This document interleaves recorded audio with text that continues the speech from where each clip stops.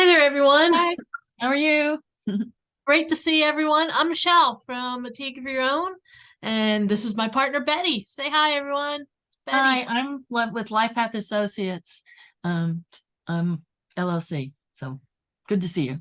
It's great to see you, Betty. It's good to be back again. We are going to Yes. continue talking about, because we started part one, we were talking about people who had retired and are now going back into the workforce. And we talked about the unretired. We talked about reasons why people were unretiring. For some of them, for the vast majority of them, they're bored. They're looking for something to do. But we also were talking a little bit about how, with the way that inflation has been creeping up, they needed to go back to the workplace because they needed the extra money. And so this time we're talking about it from the employer perspective because there's two sides to every story, and you've heard about the retiree who is bored and looking for something to do and needs a little extra money. What about that employer though, who is hiring them? Because there's a lot on their plate, and there's some things that they need to do to get ready to bring these retirees back. And considering right now, there's a lot of employers out there who are having a hard time finding employees, it makes perfect sense for them to want to welcome these retirees back.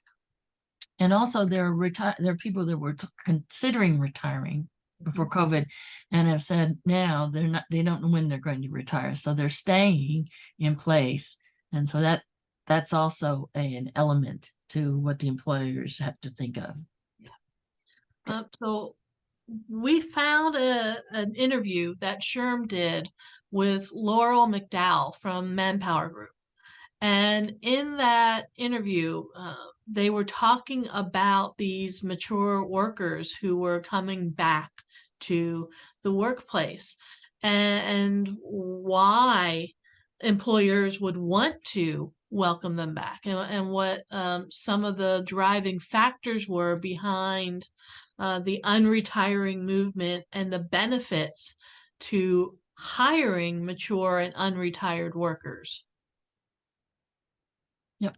And so one of the things with hiring them is they have to think about, again, more specifically about encountering age bias during the job search. I mean, I've heard a lot of people say to me, I'm too old to do this, or they'll think I'm too old to do this job. And so we have to talk about other things. So the hiring managers are 3 times likely to rate job applicants 35 to 44 as application ready. They're going to they're a good um they're good referral Right. and experienced and a better fit than those over 45. Now they rate the over 45 job seekers lower on average on all 3 measures: experienced, better fit, and application ready. Even experience than those of 18 to 34. So what is it saying? It's saying that they're looking at us, Michelle and I, as that we aren't experienced. Well, we have a lot of experience. And then the other thing, if we're application ready. Now, one thing about the application ready for older people is that they have to redo their resume and make it look like their application ready, because it's not the same old resume approach. And a better fit, both people need to be looking at what the type of jobs they're looking at, or the type of jobs they want to be promoted, and they adjust and rewrite their resume to reflect the job requirements. And that's something people don't think about at all. I agree. Our daughter, who's well into the millennial years, she's in her mid-20s now. She is going through the process of wanting to change jobs. And I told her, I said, you can't use the same resume that you used even just a few years ago now. Employers are looking at resumes differently. And you need to reformat it. You need to bring in those skill sets. You need to have specific words in there because AI is reading your resume. A person doesn't read your resume until AI does. Mhm. And making sure you have the right phrases, you have the right words in there to capture the attention of AI so that it makes it onto the actual person. That's going to be important. And really, I have to say, I applied for an executive career coaching, and I didn't hear anything back. And I'm thinking my resume, I hadn't changed it enough. So I'm going to have to go back to the drawing board if I want a part-time job as an executive coach. But here's what employers need to do. They need to take intentional actions to combat ageism in their hiring process. And that means they get buy-in from the senior leadership, that they're bringing people back, and that's okay. And they need to be aware of the signs of ageism, and we'll talk about that later. And then they need to put preventive measures in place so the other employees don't disrespect the Yes. people that are coming in that are older. And there are ways to do that too. Holding generational diversity training with supervisors, employees is one thing to do. But you know what? It depends on how you're approaching it. So I'm not going to go into that today, but that type of training is difficult. You don't just suddenly talk about diversity, and you don't do things that are going to disrespect everybody in there. It's a very balanced process training that you have to do. So, I agree. and then Um, you have to reframe job descriptions so they don't include biased language underneath subliminally, such as energetic, new grads. Well, guess what? Some 65 and 70 are getting their PhDs and they just graduated. So they're new grads, but they really think of new grads as the younger people that are coming out of college and are able to fit in with our lively culture. There are some very lively baby boomers out there. So they're more lively than some of the millennials, actually, in some in some issues, because you see these stories of them. So if you use artificial intelligence for resume screening, as Michelle said, make sure there are not parameters in place that filter mature workers. So now the employer has to be very careful that they don't default and kick the mature worker out of running.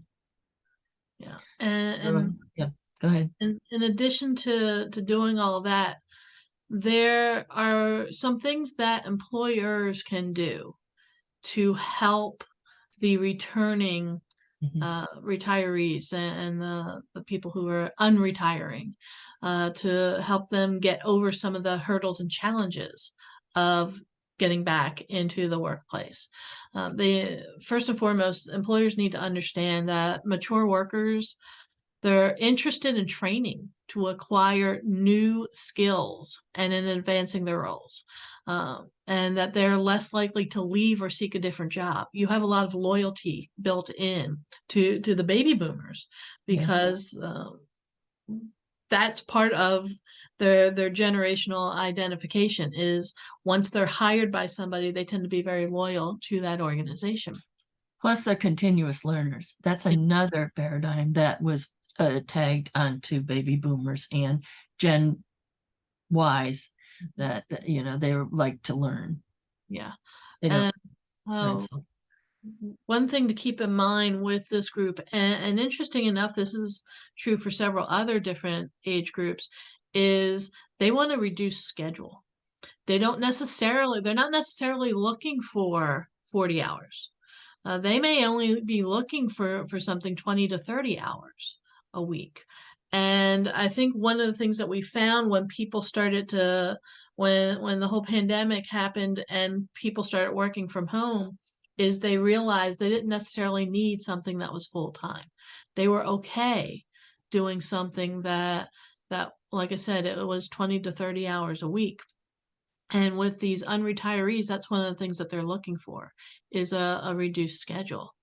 Um, there's going to be a lot of these unretirees that have health and safety concerns. Mhm. And health and safety concerns aren't necessarily just for these unretirees. That can be the case for several different age groups out there. However, what employers need to do is they need to make sure that there are different types of health plans that are available, because depending on the age of these people, they're still eligible for getting your health benefits and the insurance benefits that you're offering. Yeah, if they're over 65 or over 70, then these workers are eligible for Medicaid, but uh some of Also, us. also if it's not a free health plan, Mhm. which I had one that wasn't in one of my employers, uh, you can easily shop around as a person's on Medicare and look for a supplement.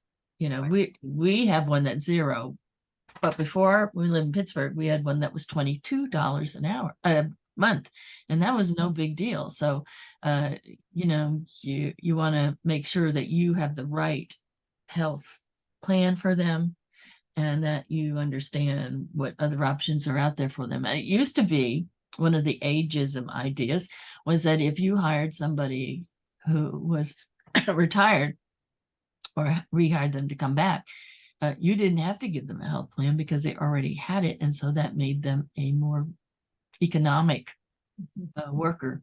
But I'm not sure, that as Michelle just said, that doesn't really work. And the other thing is with the flexible place or going to, actually, some of them are one day in the office and the rest of the days out. Another one of my clients has 4 days in the office and one off. And she said this is great because she can get everything done in that day. And it's Friday or Monday, I can't remember. So she can do stuff all through the weekend to make sure she's ready for the next week. And she sounded like really relieved and less stressed out. So that's something that employers, some of them are talking about Tuesday, Thursdays, Monday, Wednesdays, you know, like that.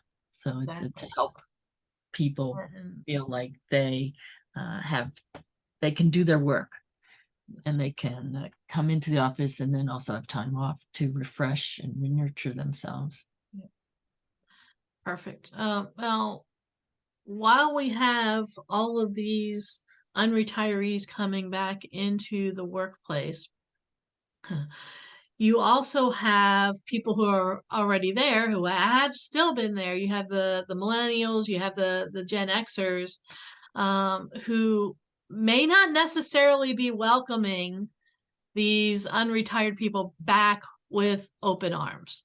And that's because once the baby boomers started to retire and they started to leave positions that were higher up in the corporate ladder, it started to open up job opportunities for Generation X and for millennials. And we were all for that, because baby boomers had those positions for decades, it seemed. And now finally we saw these openings. And now that they're unretiring, they're coming back to fill in those roles, or they've decided, you know what, I don't want to retire after all, and I think I'm going to stay here a little bit longer. And so you're starting to see this sense, in my generation, Generation X, and starting to see it in some of the millennials of, hey, it's our turn, get out of our way. So Betty, what are some of the things that are coming out of all of this for the coworkers of these unretirees coming back to the workplace? Well, for the coworkers coming back to the workplace, they really have to be acknowledge that there is some of this tension in the workplace and what they're going to do about it. one of the good things that the older workers coming back, and I think the employer can really benefit from this, is they're coming back with their experience, but they also don't mind nurturing or mentoring somebody. As long, you and you want to hire a baby boomer, that a retiree that really does like to nurture, did nurture in their job, did mentor in their job, and helped their fellow employees. And therefore, you had a better, less tense workforce, and you were preparing younger people to really move up once this economy alleviates itself. So, Right. And uh, the thing that I find interesting, USA Today and LinkedIn did a survey, and what they found was that people who had, that nearly a quarter of workers who had changed jobs in the last 12 months, 30% are planning to do so in the next year. And that 61% of employees rank career growth opportunity as the top factor when seeking new jobs. So these people who don't have opportunities to advance already in the back of their mind are saying to themselves, I'm going to go someplace else where I can do this.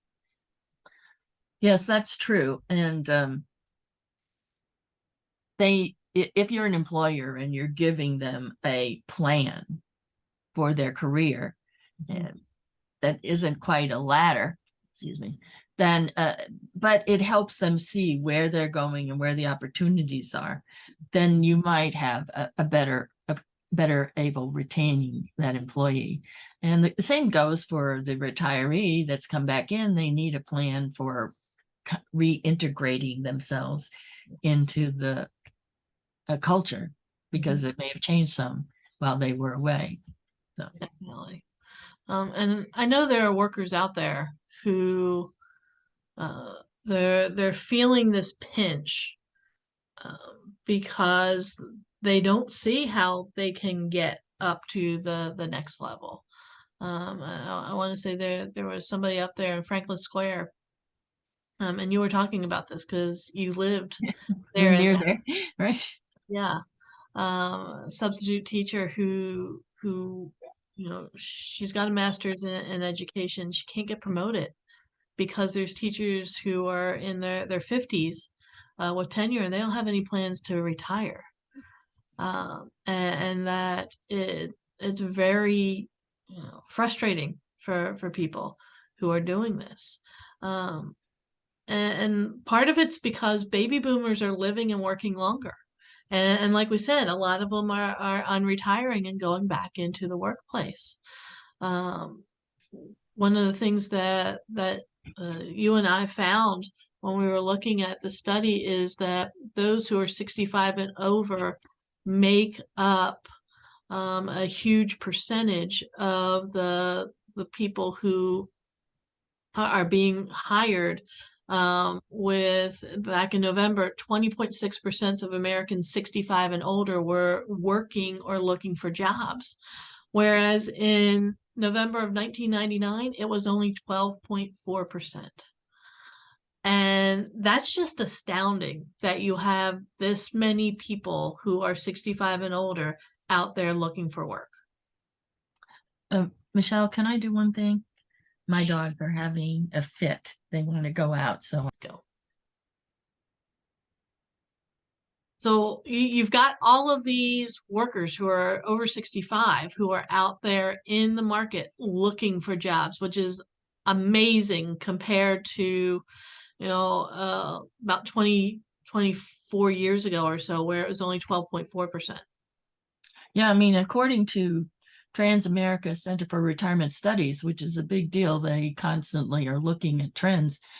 They found that more than half of the U.S. workers plan to work past 65 or retire or not retire at all.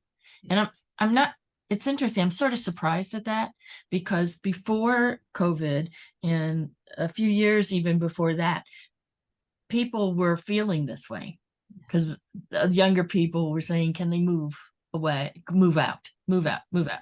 So we've discussed some of the reasons why they really aren't moving, like economical, and they really enjoy their job and they want to have a purpose in their life to come to and work at daily. So, and the good thing is boomers can toil longer because they're healthier and need to finance longer lifespans, says, and that was said by Weinstock with Trans America. But that's true because they have better, they have specialists that actually specialize in geriatric medicine, and then all the other things you need, cardiologists and so forth. So we do have more benefits to help us stay healthy. But the millennials have a high expectation, and I've heard millennials tell me they just graduated, and it could be from a master's degree and they MBA, and they graduate and say, well, I should get $180,000, and oh, by the way, I should go in as a senior manager, vice president. And ironically, we're seeing some very young CEOs are moving up, and they look to me like 30, but I'm so old, what can I say? But some of them are in their late 30s, but a lot of them are in their 40s and early 50s. Right. So they are young. And but there are other millennials that come in and aren't willing to take a lower pay than they expected, like maybe $75,000, $50,000, and work their way up. And that's just something they need to learn. Yeah, that's Change been a complaint. expectations. That's been a complaint about the millennials for many, many years now, is that they see themselves as being upper leadership, but the reality is they don't have the experience and they don't have the wisdom and the knowledge that other people have who have been there.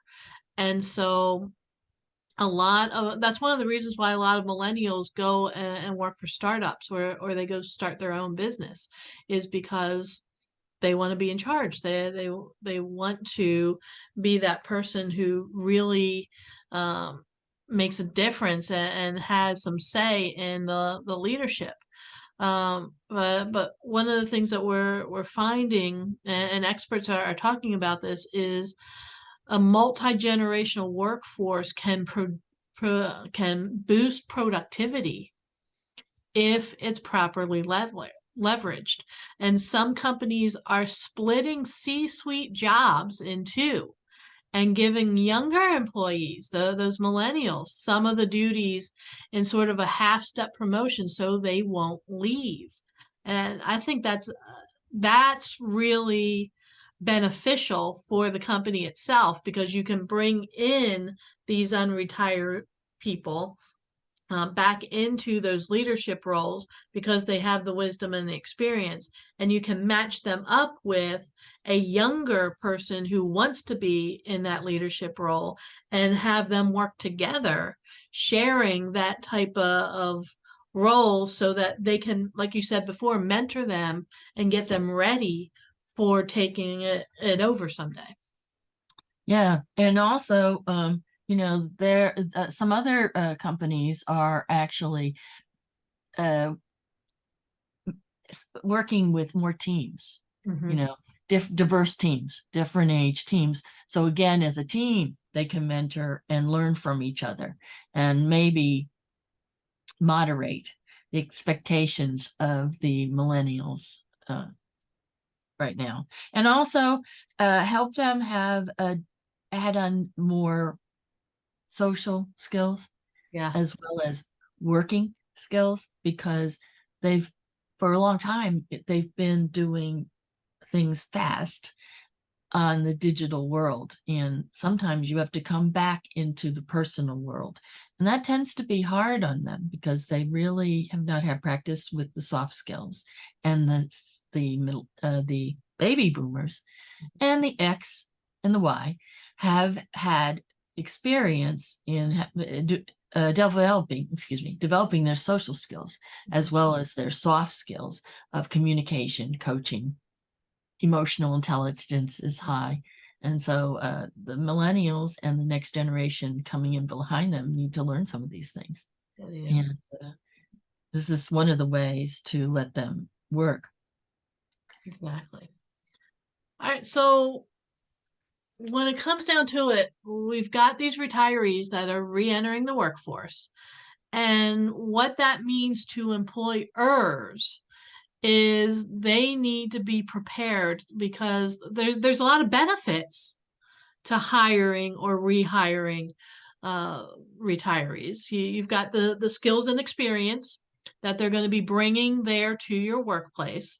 You've got their commitment and reliability. Like we said, baby boomers are very loyal to their workplace, and they have a very strong work ethic. You've And got they their don't want to hop from job to job, right. They which want to some stay of the where younger generations do, and it makes it difficult for retention and even hiring. So yep. sorry. You've got this cultural ad because they um, older workers bring a certain maturity to the workplace, and that aligns really well with a positive culture. You've got the sense of confidence that these unretirees are bringing back because they've done this before. They've been there. They've got the experience, so they have the confidence. They can help with training and mentoring some of the younger workers who are there. It helps with your diversity programs that you have because a lot of these older workers and retirees will help diversify your workplace and give you a very age diverse workplace. And it also Mhm. helps with customer connections because there's a lot of retirees who know your customers well because they've been there for years. And now your customers are going to be happy to see these people back into your workplace.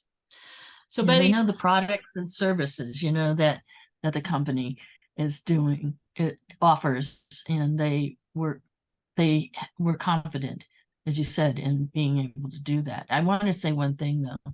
The one thing that really the baby boomers are learning, which is interesting, but I don't know what's the percentages, but there's still a big percentage that isn't technology savvy. mm, And so when they come back, there's so much digitalization in the workplace that uh, one, they need to step up to the plate to say they're going to learn it fast. And the next thing is the employers are going to have to give them the opportunity to be trained to make the transition. They may know what's in the digital, like a plan, a blueprint, but they're used to seeing it in paper. And right, so that's a transition that they need to take. exactly. So, So, but go go ahead. ahead. I'm sorry. Eh, How should employers, what kind of process do they need to put in place to ease retirees back into the workplace?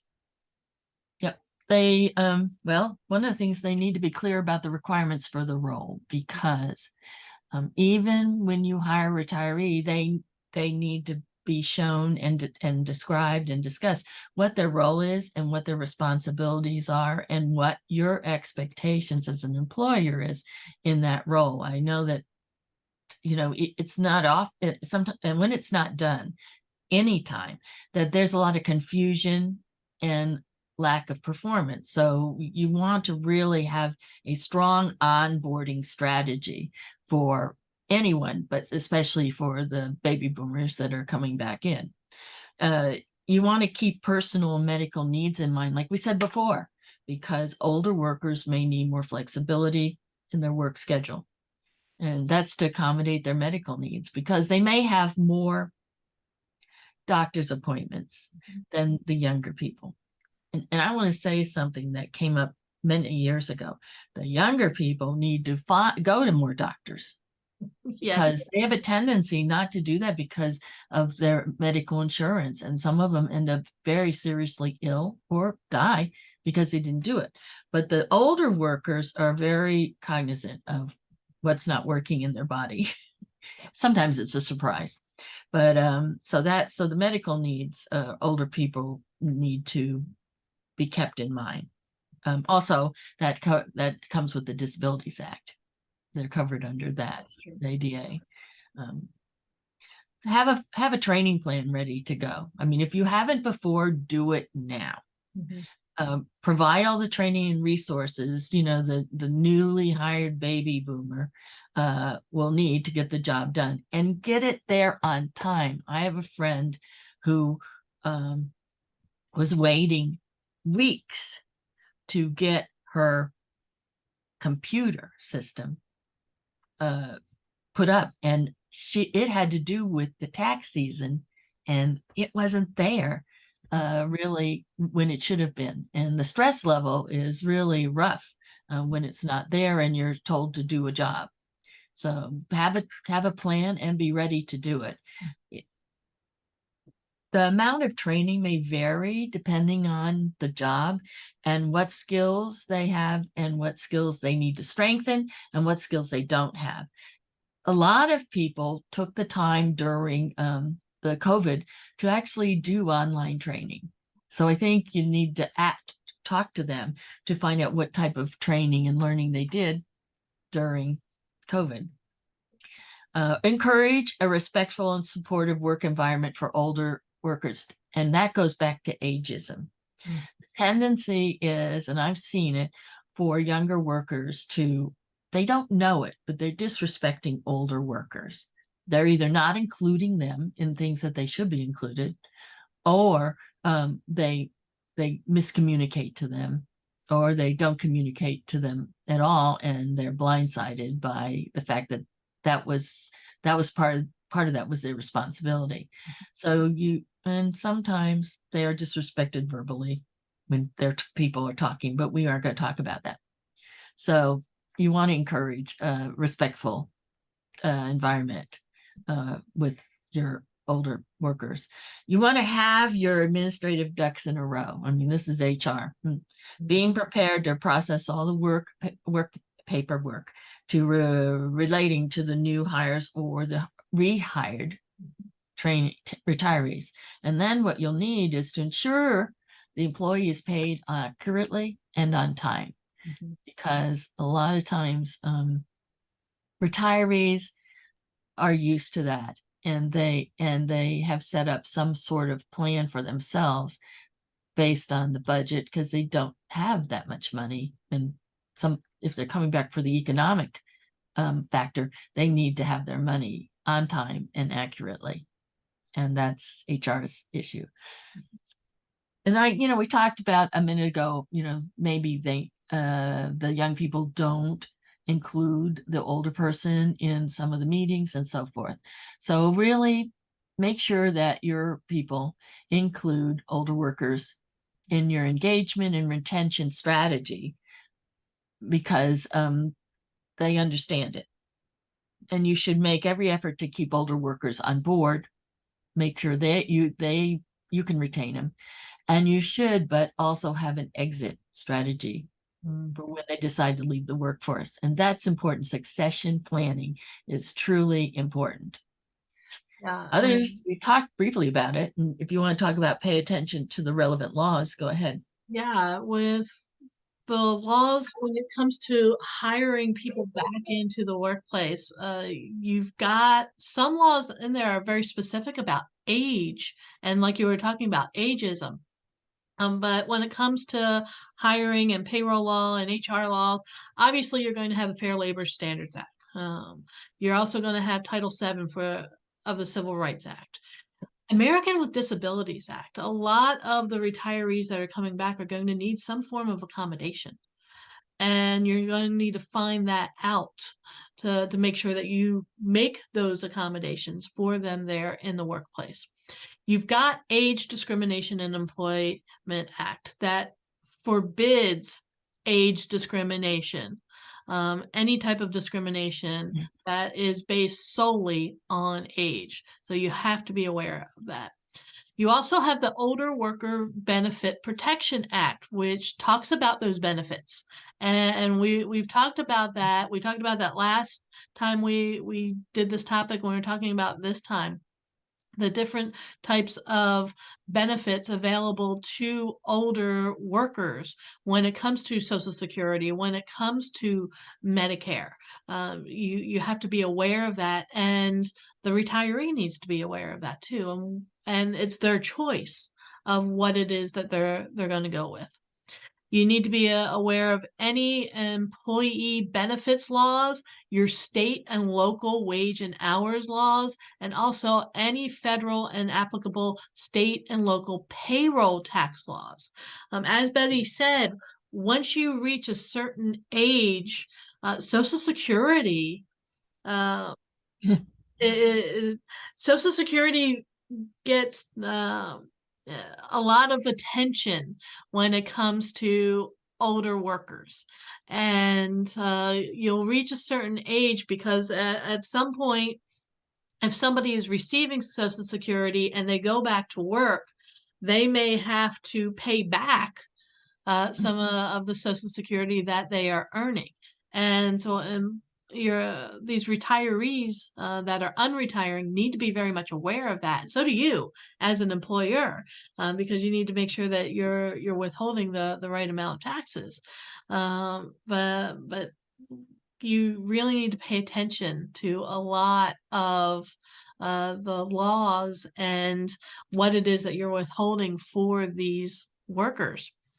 And because if you're younger than 65, you end up having a cap on Mhm. how much you can earn. And if you go over that cap, you have to pay $2 or $3 per 100 or something like that. So I don't have to, I'm over that cap. So 65 and older, 65, 70, 67, 66, definitely onward, you don't have any cap. You can make $1 million and still get your Social Security.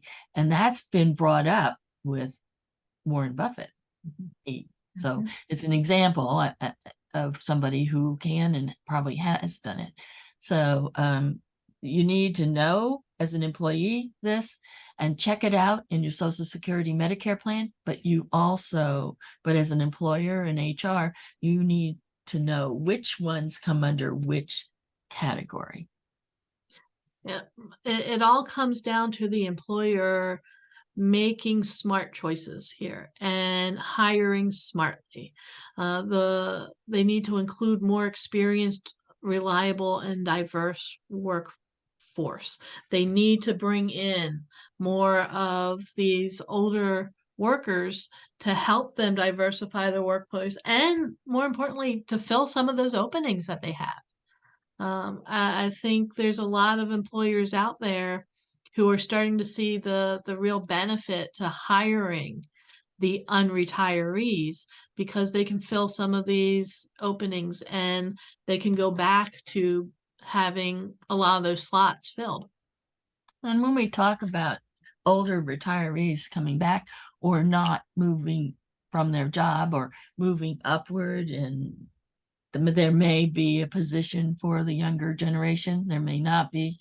One of the things that an employer needs to work on is trying to put together a younger, less experienced person with the experienced person so that they can, one, form a relationship, a bond, but number two, they can learn from each other Yes. because the millennials bring in some advantages and some disadvantages, and the older people, the retirees, they bring in wisdom and experience, but they may not understand technology, and the younger generation may help them do it if they can do it patiently.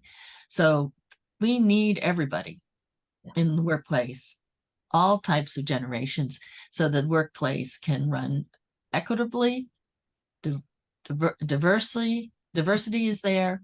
It includes everybody, the DEI action, and also that the company prospers in a very difficult time. Exactly. All right, Betty, this has been a great discussion on how employers can integrate the people who are unretiring, who are coming out of retirement for various reasons. And it's been a lot of fun looking at this topic from the two different perspectives, that of the people who are unretiring, and that from the employer. And the other thing that I've been reminded of um, as a career coach is this, that, and I knew about it, but that there are a lot more jobs out there that the employers are putting out there, but people don't know where to find them or how to really apply to them. And that's an important thing to do, to be sure that your application fits that company and the company's posting is understandable and clear. A lot of them put all these jargon in there, and definitely a baby boomer would go, what? Maybe even a millennial would go, hmm. So the employer also has a responsibility to be clear in their job postings and descriptions. Definitely. All right. Well, And this everyone, was great. This was a this has really been great great. session. Yep. Thanks for joining us for this discussion. Let us know in the comments what you think. Let us know of any future topics you'd like us to discuss. We're always looking for your input. But thanks again. Thank you, Betty, for joining me, and thanks everybody for being here. Thank you. Bye, everyone. Bye, everyone.